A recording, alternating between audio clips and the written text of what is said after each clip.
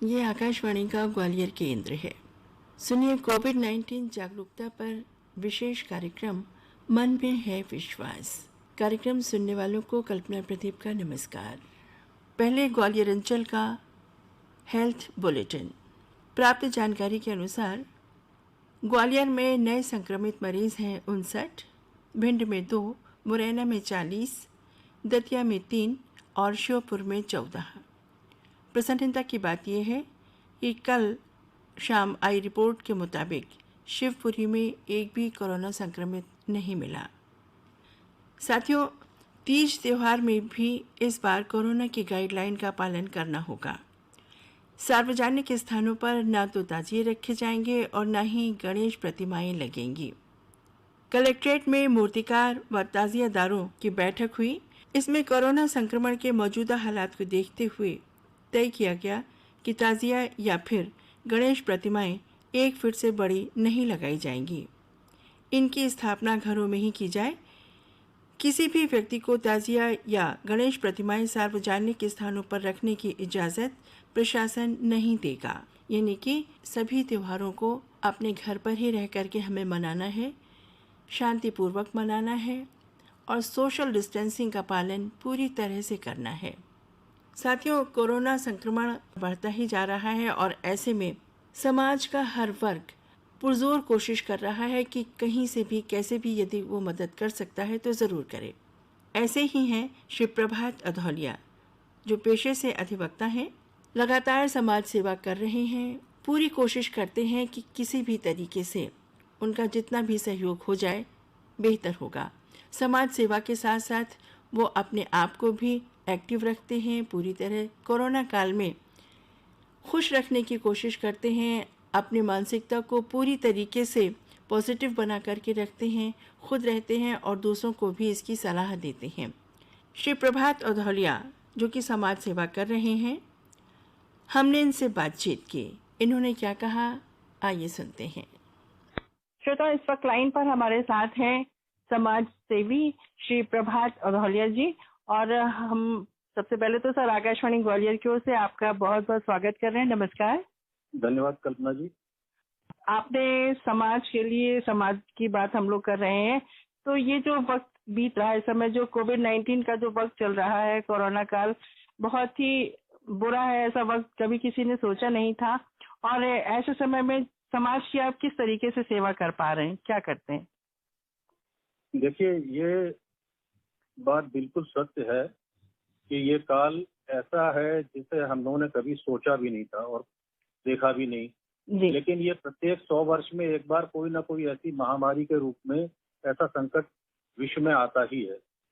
और इस समय जो हम लोग जिस संकट से गुजर रहे हैं जी, कोविड-19 के संकट से, इसका पहला केस केरल में एक त्रिशूर जगह है, जिला है जी, वहाँ पे वुहान विश्वविद्यालय का एक छात्र सबसे पहले अपने घर वापस आया था छुट्टियों में। जी, उसके जरिए से आया 30 जनवरी 2020 को।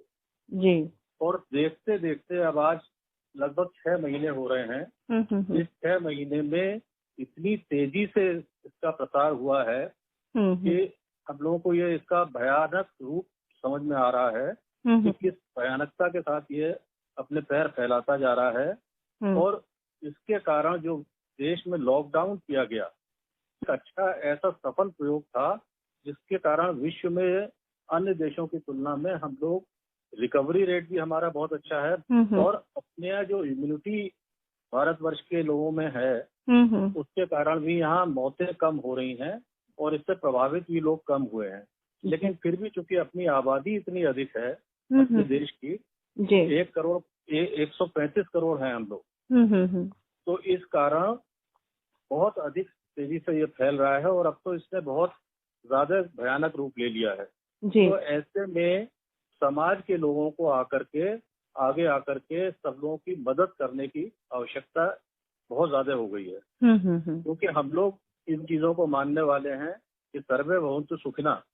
यानी सब लोग अगर विश्व में, हम लोग तो विश्व को मानते हैं कि अगर विश्व में सब सुखी होंगे तभी हम भी सुखी हो सकते हैं। केवल मैं भारत की बात नहीं कर रहा हूँ।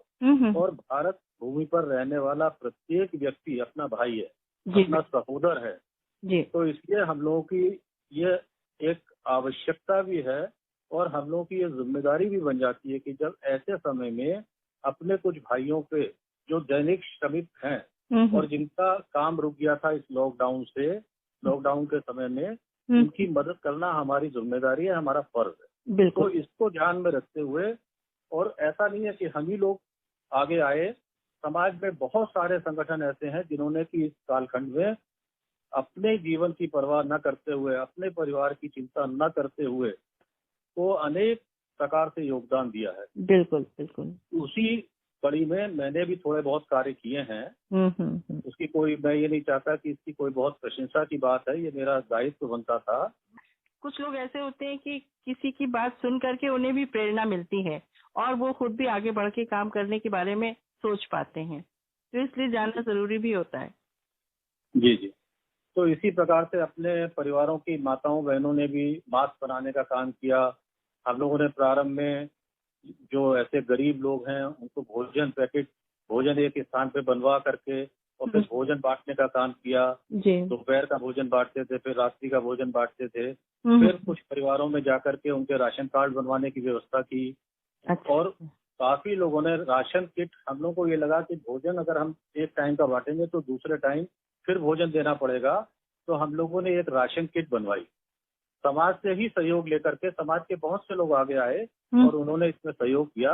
और राशन किट में हम लोगों ने जैसे 5 किलो आटा, 2 किलो दाल, 2 किलो चावल, इस प्रकार से चीनी, तेल, साबुन, माचिस, इस प्रकार की चीजें उसमें रख करके उनको दी कि अपने आप वो लोग बना लेंगे और उनका 8-10 दिन का काम चल जाएगा। ठीक है। फिर हम लोगों ने सैनिटाइजर का भी वितरण किया, मास्क का वितरण किया और अपने परिवारों की माताओं बहनों ने ये मास्क बनाने का बहुत घर में ही काम शुरू किया। जी जी। तो इस प्रकार से हम लोगों ने ऐसे लोगों का में जाके सामान का वितरण किया जिनको कि इस समय कोरोना के काल में अपना जो रोजगार उनका छूट गया था और उनको आवश्यकता थी।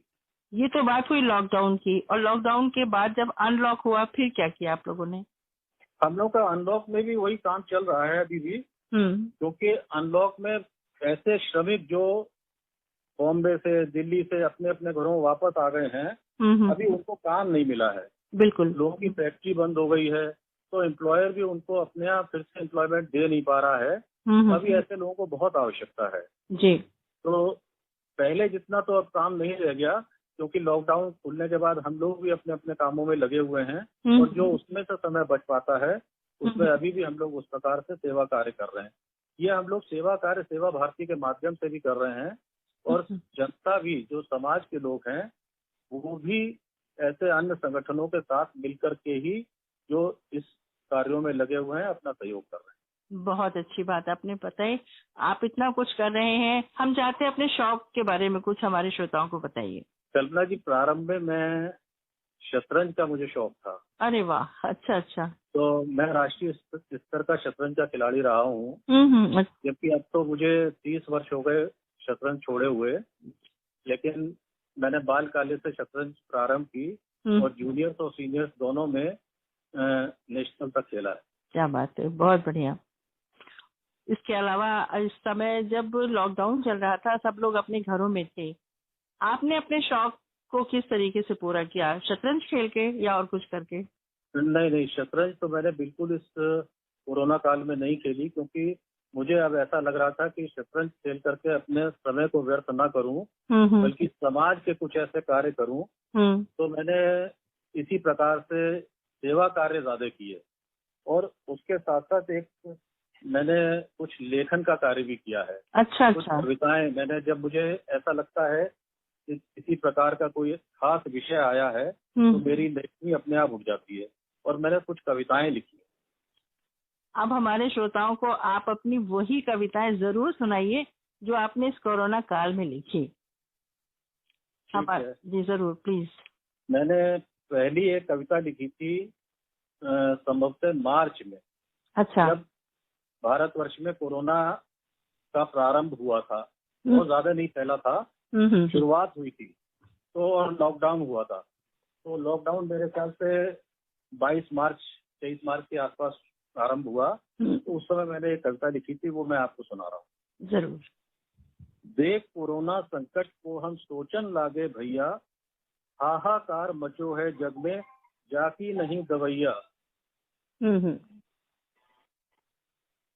लॉकडाउन में घर में रहियो, हाय करो चाहे दैया, घर से बाहर पकड़ गए तो करिए पुलिस ठुकैया। अरे वाह। कोरोना को वायरस ऐसो ना देखे मर्द लुगैया, ऊंच नीच कुछ भी ना देखे सब पर कहर बरसैया। इसे जो बचना चाहो तो मुंह पर मास्क लगाइयो, थोड़ी थोड़ी देर में भैया साबुन से हाथ धुलैयो, सैनिटाइजर जेब में रखियो, हाथों में लगवैयो, 2 गज की दूरी रखियो, काहू के पास न जइयो, हाथ धो नमस्ते करियो, हाथ कबहू न मिलइयो, जूता चप्पल बाहर रखियो, गाड़ी नहीं बढ़इयो, गर्म पानी और काढ़ा पियो, खाना घर को ही खाइयो, योगासन और प्राणायाम को जीवन में अपनाइयो। बहुत बढ़िया, बहुत बढ़िया, बहुत बढ़िया। आपने तो पूरा विधान समझा दिया कि हमें कैसे रहना है, लाइफ स्टाइल हमारी कैसी होनी चाहिए। हाँ, इसके लिखने के पीछे उद्देश्य यही था कि जो जो हमें इससे बचने के लिए काम करने हैं तो लोग सुने और समझें। ये तो कविता आपकी बहुत अच्छी थी। और कुछ सुनाना चाहेंगे हमारे श्रोताओं के लिए? कुछ सुनाइए। हाँ, मैंने अब जब ये जून माह में कोरोना का एक तरह से कहर हो गया है अब शुरू,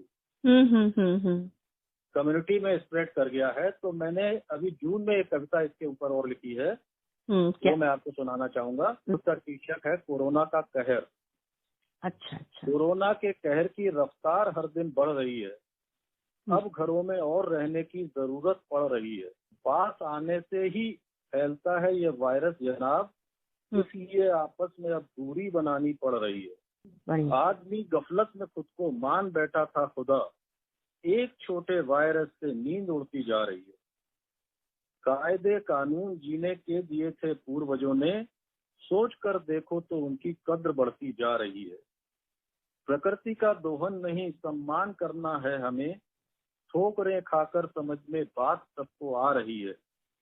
अब नहीं चेते तो एक दिन खाक हो जाएंगे हम, ये हवा अब आंधियों में तब्दील होती जा रही है। बहुत बढ़िया, बहुत बढ़िया। छोटा सा प्रयास है जी, लोगों को जागरूक किया जा सके। ये तो कविताएं आप क्यों ही कोरोना पर, लेकिन चूंकि आपका शौक है लिखना, तो कोरोना से अलग हट के भी आपने जरूर कुछ ना कुछ लिखा होगा। जी हाँ, एक आध और लिखी है, तो एक अंतिम और सुनाना चाहता हूँ। जरूर जरूर। उसका शीर्षक है भावक। भावक का अर्थ होता है भाव उत्पन्न करने वाला। अभी मैंने जैसा अपनी बातचीत में आपको बताया कि मेरे अंदर समाज के प्रति, समाज का ऋण उतारने का एक भाव है, तो उसी भाव को लेकर के मैंने ये कविता लिखी है। जी सुनाइए प्लीज।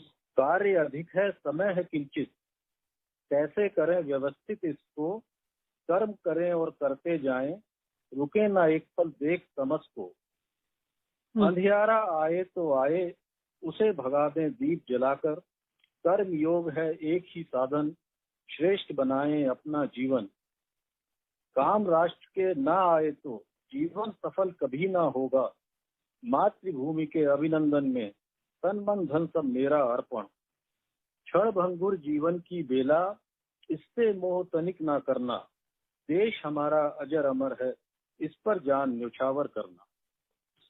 बहुत बढ़िया, बहुत बढ़िया। ये आपकी कविताएं, आपकी रचनाएं, आपकी अंदर की भावनाएं बहुत ही पॉजिटिव। लोग, हमारे श्रोता जब इन सब को सुनेंगे और निश्चित रूप से उस पर मनन भी करेंगे और खुद भी वैसे ही कुछ करने की कोशिश जरूर करेंगे। और जिस तरीके से आप समाज की सेवा कर रहे हैं, अपनी जिम्मेदारी समझ रहे हैं, तो हमारे श्रोता जो सुन रहे हैं उनमें भी एक आत्मबल आता है, मनोबल बढ़ता है और कुछ करने की प्रेरणा उन्हें भी मिलती है समाज की सेवा करने के लिए। और बहुत अच्छी कविताओं से हमारे श्रोताओं को सराबोर करने के लिए श्री प्रभात धौलिया जी, आपको बहुत बहुत धन्यवाद सर। नमस्कार। श्रोताओं, आकाशवाणी के ग्वालियर केंद्र से समय आप सुन रहे हैं कोविड-19 जागरूकता पर आधारित ये विशेष कार्यक्रम मन में है विश्वास। साथियों, कोरोना संक्रमितों की संख्या लगातार बढ़ती जा रही है, लेकिन अब समय वो आ गया है जब ऐसे मरीज जो हमेशा घबराया करते थे, परेशान रहते थे, उनके परिवार वाले, पड़ोसी सभी बहुत दुखी हो जाते थे। लेकिन आज स्थिति ये है कि सब ने अपने आप को मजबूत बनाने की पूरी कोशिश की है और लगातार कर रहे हैं। ऐसे में वो हर प्रयास करते हैं और समाज का हर तबका, हर इंसान इस कोशिश में लगा हुआ है कि प्रशासन द्वारा दिए गए जो भी निर्देश हैं हम उनका पालन करें, पूरी तरीके से सजग रहें, अपनी मजबूती को बनाए रखें और अगर कहीं कोई दिक्कत हो जाती है तो उसका डट कर मुकाबला करें। बस ऐसे ही हैं श्री दिलीप शर्मा जी। दिलीप शर्मा जी को कोरोना हुआ लेकिन वो बिल्कुल नहीं घबराए। संक्रमण से लड़ने की उन्होंने पूरी तैयारी की। उन्हें अपना डर नहीं था बल्कि अपने पड़ोसियों को, अपने परिचितों को, अपने परिवार वालों को लेकर वो बेशक चिंतित रहे। हमने इनसे फ़ोन पर बात की कि आपने किस तरीके से इस जंग को लड़ा और जीत कर घर वापस आए और अपने परिवार के साथ खुशहाली से रह रहे हैं। इन्होंने क्या बताया, आइए सुनते हैं। फ़ोन पर हमने इनसे जानकारी हासिल की, आप भी सुनिए। श्रोताओं, लाइन पर इस समय हमारे साथ हैं श्री दिलीप शर्मा जी। और दिलीप जी, आकाशवाणी ग्वालियर की ओर से मैं कल्पना प्रदीप आपसे बात कर रही हूँ। आकाशवाणी ग्वालियर की ओर से आपको बहुत बहुत नमस्कार कर रही हूँ, आपका स्वागत कर रही हूँ। बहुत बहुत धन्यवाद आपका। दिलीप जी, हमको जहाँ पता चला कि आपकी तबीयत खराब हुई थी, कैसे क्या हुआ था, आप अपने बारे में कुछ बताइए हमको। एक्चुअली मैम मैं घर पे बैठा हुआ था, मुझे वीकनेस लग रही थी। अच्छा। तो उसके लिए मैं डॉक्टर के पास गया तो डॉक्टर ने पहले प्राइमरी स्टेज बोल दिया कि आपको एक इलेक्ट्रॉल ले लो, ऐसा कुछ नहीं। ना तो मुझे टेम्परेचर था, ना कुछ फीवर था, ना जुकाम था, ना खांसी थी। अच्छा। तो मुझे वीकनेस लग रही थी। तो उसके बाद मैं सेटिस्फाई नहीं हुआ, फिर मैं अपोलो हॉस्पिटल गया। अपोलो हॉस्पिटल में डॉक्टर ने ईसीजी की, उसके बाद ईसीजी नॉर्मल आई मेरी। फिर मैं सेटिस्फाई नहीं हुआ तो मैंने कि मैं कोई अपनी कोविड की जांच कराता हूँ। तो उन्होंने बोला कि आप चले जाओ। फिर मैं doctor Dhakad, specially thanks for doctor Dhakad कि उनको मैंने रिक्वेस्ट की, क्योंकि उन्होंने मना कर दी, जो जांच कर रहे थे उन्होंने मना कर दी थी कि आप में गाइडलाइंस के हिसाब से कोई सिम्टम्स नहीं है।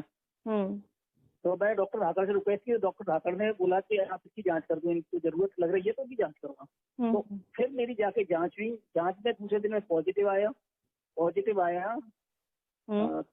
तो उसके बाद में पॉजिटिव आया तो मुझे एसडीएम साहब का फोन आया, कलेक्ट्रेट से फोन आया, फिर एसडीएम साहब आए थे। उन्होंने पूछा मुझे, तो मैंने उनको ये प्रॉब्लम बताई थी, ऐसे मुझे हुआ।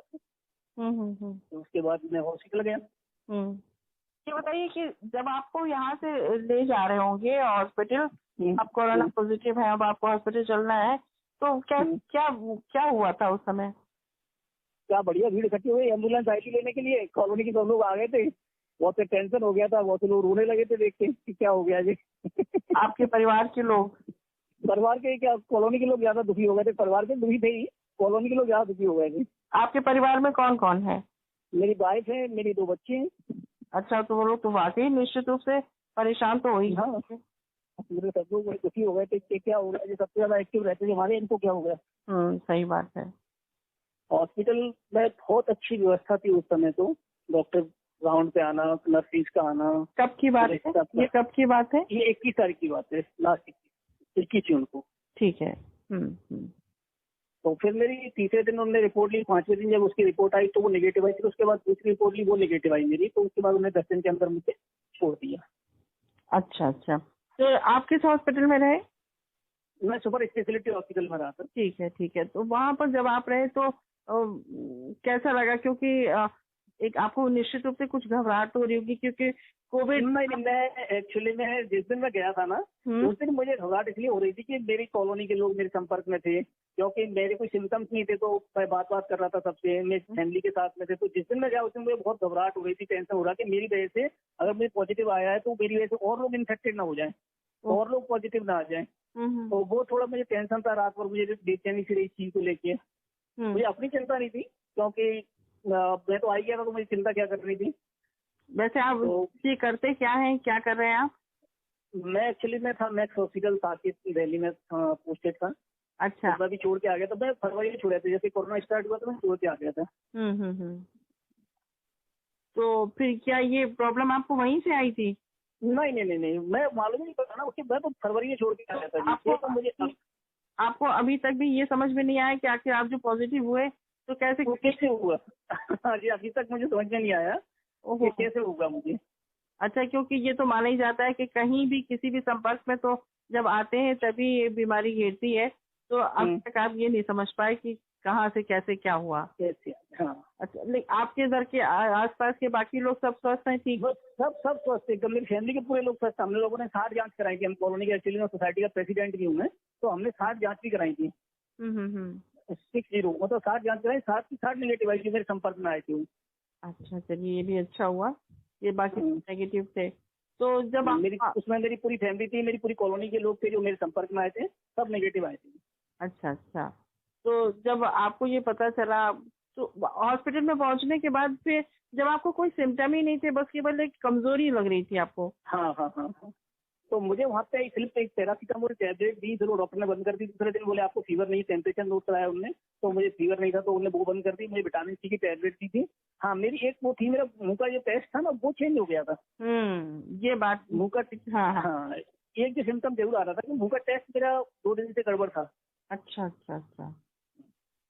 ये बहुत खास बात मानी जाती है इन सब। हाँ, यही इसका मेन रीजन है। तो जब वहाँ पर आप पहुंचे और आपका इलाज शुरू हुआ तो वहाँ पर कैसे क्या व्यवस्था थी, क्या होता था? उस समय तो बढ़िया अच्छा अरेंजमेंट था। मतलब डॉक्टर तो जाकर भी कांटेक्ट में रहते थे, पूछते रहते थे, और जो भी मतलब खाना भी अच्छा आता था, हैवी डाइट थी। अच्छा, ब्रेकफास्ट में भी अच्छे ब्रेकफास्ट आता था। उस समय 2 ब्रेड दिए, बटर अच्छी क्वांटिटी में बटर देते थे, 2 केले देते थे, दूध भी देते थे, और 2 केले 2 मौसमी, ऐसे मतलब 2 फल रहते थे। हाँ। और फिर खाना अच्छा खाना था, उसमें तानसेन से शायद खाना होता था। अच्छा, तो खाने पीने का कोई परहेज नहीं होता था? नहीं, खाने पीने का कोई परहेज नहीं था उसमें। अच्छा, पानी, पेट बोतल पानी आता था। पानी क्या गर्म पीना पड़ता था आपको? नहीं, मैं गर्म कर लेता था, वो बोलते थे, अभी पूछते थे। अच्छा, खाली पेट गर्म पीता था नींबू डाल के। अच्छा, ये बताइए आप कि जब आप वहाँ पर जितने दिनों रहे तो डॉक्टर किस तरीके से क्या इलाज कर रहे थे आपका? ये जो आपने बताया कि ये तो ठीक है कि आपका खाना पीना वहाँ पर बहुत अच्छा था, और लेकिन कई बार कुछ पेशेंट्स को ये भी कहते सुना जाता है कि व्यवस्थाएं कहीं अच्छी नहीं थी, या बहुत पूरी तरीके से जो सुविधाएं मिलनी चाहिए नहीं मिल पा रही थी। ऐसे लोगों के लिए आप कुछ कहना चाहेंगे? नहीं, ये बिल्कुल गलत बोल रही हैं जो बोल रही हैं। डॉक्टर रात दिन सेवा कर रहे हैं, ऐसी बिल्कुल ये अफवाह। मैं तो उसमें रहा हूँ, 10 दिन रहा हूँ, मैं डॉक्टर के बीच में रहा हूँ, मैंने खुद देखा जाके। तो ये तो टोटल अफवाह और गलत बोल रहे हैं कि डॉक्टर इलाज नहीं करते। नहीं, डॉक्टर इस समय तो भगवान के बाद डॉक्टर ही, हाँ, इस समय डॉक्टर है। और ये जो बोल रहे हैं वो रूमर फैला रहे हैं, और जो जिसने एक गलत वो डाल दी है।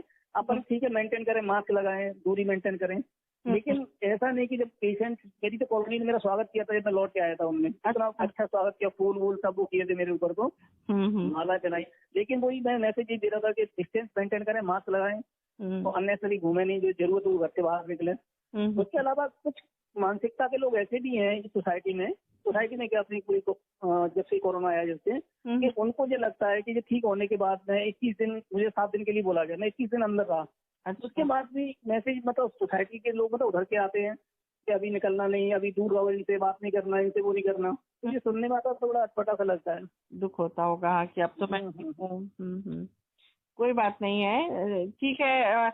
लोग कहते हैं तो, लेकिन अपना जो फर्ज है कि हम खुद अपनी सुरक्षा ऐसे रहें कि खुद भी सुरक्षित रहें और दूसरे भी सब। दूसरे को मैं इसीलिए तो मैं खुद अपने आप में, उन्होंने 7 दिन के लिए बोला था मुझे क्वारंटाइन के लिए, वहाँ से लौटने के बाद मैं 21 दिन रहा। अच्छा, आप हॉस्पिटल में कितने दिन रहे? 10 दिन। 10 दिन हॉस्पिटल में रहे आप?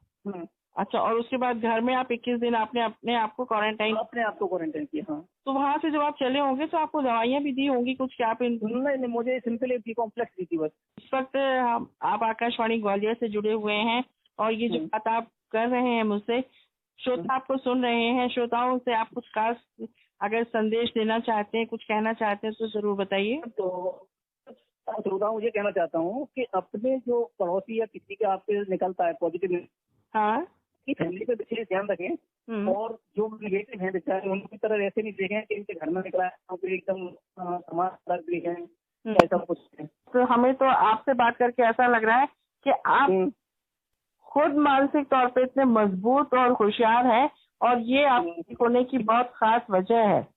है ना, अपने आप को पॉजिटिव बनाए रखना, ये बहुत बड़ी, बिल्कुल बिल्कुल बिल्कुल, ये बहुत अच्छा आपने किया। हमारी बहुत बहुत शुभकामनाएं आपके लिए, सबके लिए, कि थैंक यू। सब स्वस्थ रहें और आप इतनी अच्छी तरीके से गए। सबसे बड़ी बात है कि पॉजिटिव मेंटालिटी के साथ आप गए कि हाँ भाई और किसी को ना हो, है ना। तो सबको बचा के रखना ही, कि आपकी अपने से ज्यादा इच्छा आपकी ये थी कि बाकी सब स्वस्थ रहें, बचे रहें। बस बस बस, मैंने इच्छा यही थी कि मेरी वजह से कोई भी पॉजिटिव नहीं आया था, ये बहुत बड़ी बात थी। तो आपको वो तो ठीक है कि बाकी किसी को ना हो, लेकिन आपको भी ना हो, आप भी मतलब जो हो गया है वो ठीक है, ठीक हो जाएगा, लेकिन आपको अपने लिए अपनी फिक्र क्यों नहीं थी? फिक्र तो करनी ही पड़ती है। ये ऐसा थोड़ी होता है कि ये ठीक है, बात है, आपका कहना बिल्कुल सही है। अपनी भी फिक्र होती है और बाकी लोगों की भी होती है ना। चलिए, सब स्वस्थ रहें, अच्छे रहें। और आपको हुआ ये बहुत आश्चर्य की बात है कि समझ में ही नहीं आया कि कब कैसे क्या हो गया, कहाँ। अरे पूरे लॉकडाउन में मैं खाना बांटा था पूरी सोसाइटी में। अब मैंने अपनी तरफ सोसाइटी की तरफ से पूरा खाना बांटा था पूरे गरीबों को, उनके जिनके वो नहीं थे, बेरोजगार थे बेचारे, उनको नहीं अरेंज हो रहा था खाना, मैंने खाना बांटा 29 दिन लगातार। ओह, अच्छा अच्छा। और आप कुछ नहीं हुआ मुझे। आप इतना सब जगह आते जाते रहे, पूरी समाज सेवा में जो लगे रहे, तो वक्त कहीं कुछ ऐसा हुआ जहाँ पे आप समझ नहीं पाए? हाँ, बस अब वो नहीं समझ पाए लास्ट में ऐसी करके। चलिए, ईश्वर आपकी मदद की, सबकी मदद ईश्वर ही करता है ना। सब स्वस्थ हैं और आपने एक अच्छी पॉजिटिव बात आकाशवाणी से की। आपको बहुत बहुत धन्यवाद। बहुत बहुत धन्यवाद मैम, आपका बहुत बहुत धन्यवाद, आपकी आकाशवाणी का बहुत बहुत शुक्रिया। नमस्कार। कोरोना संक्रमण से ग्रसित होने के बाद मजबूती के साथ किस तरीके से समाज के साथ रह करके पूरी जंग से लड़के स्वस्थ हुए, ये थे श्री दिलीप शर्मा जी। हमें इनसे ज़रूर सीख लेनी चाहिए कि हमें किस तरीके से रहना है। और निश्चित रूप से आप समझ गए होंगे कि प्रशासन के द्वारा जो भी हमें समझाया जा रहा है उस एडवाइजरी का हमें पालन ज़रूर करना है। साथियों, इस उम्मीद के साथ अब आज का ये प्रोग्राम ख़त्म करने की कल्पना प्रदीप को इजाज़त दीजिए। अभी आप सुन रहे थे कोविड-19 जागरूकता पर यह विशेष कार्यक्रम मन में है विश्वास। ये आकाशवाणी का ग्वालियर केंद्र है। थोड़ी ही देर में अगला कार्यक्रम हम अपने भोपाल केंद्र से रिले करेंगे।